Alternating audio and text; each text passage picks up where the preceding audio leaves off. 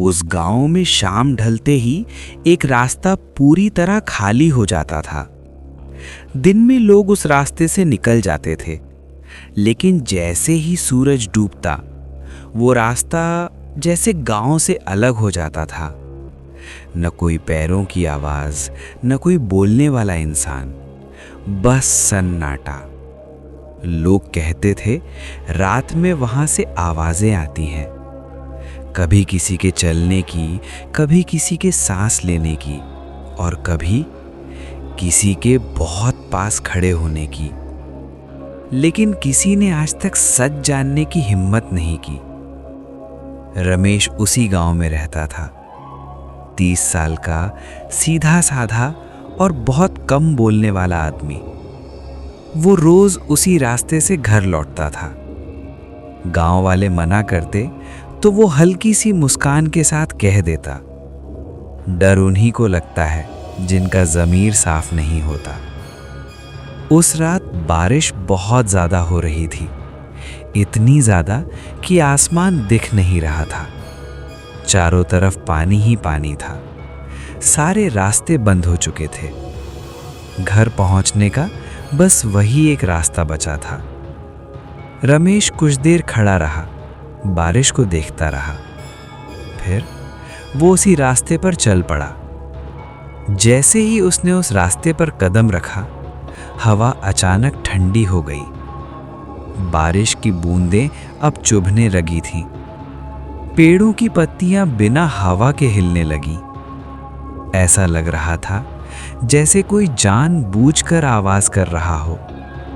रमेश चलता रहा। कुछ कदम बाद उसे अजीब सा एहसास हुआ, जैसे कोई उसके पीछे चल रहा हो। पहले उसने ध्यान नहीं दिया, लेकिन फिर उसे अपने कदमों के अलावा एक और चाल सुनाई दी। रमेश रुक गया, आवाज भी रुक गई। उसने पीछे देखा, कोई नहीं था, सिर्फ अंधेरा और बारिश। वो फिर चल पड़ा।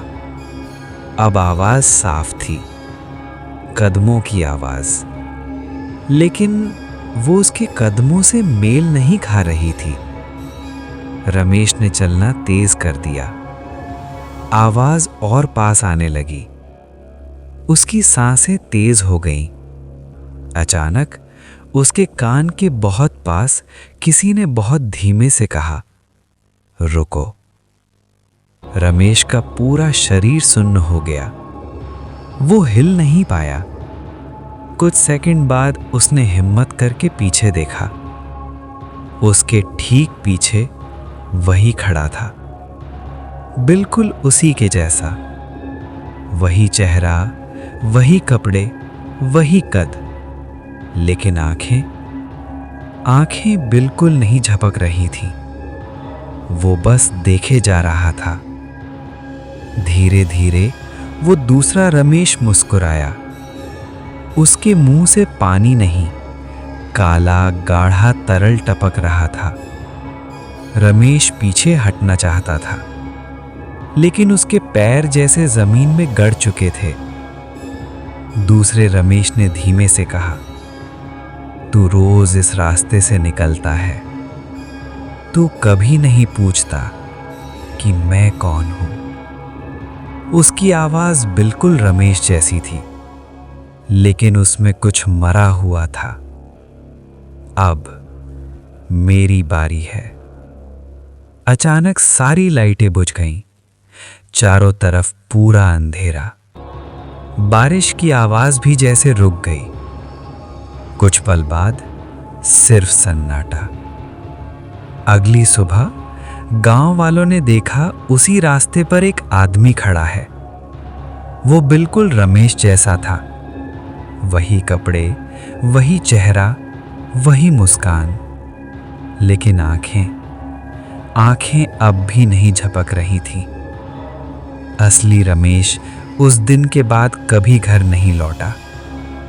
और आज भी अगर कोई उस रास्ते से रात में गुजरता है तो उसे 2 कदमों की आवाज सुनाई देती है, एक आपकी और एक आपकी नहीं। आप देख रहे थे पीडी स्टोरी XYZ।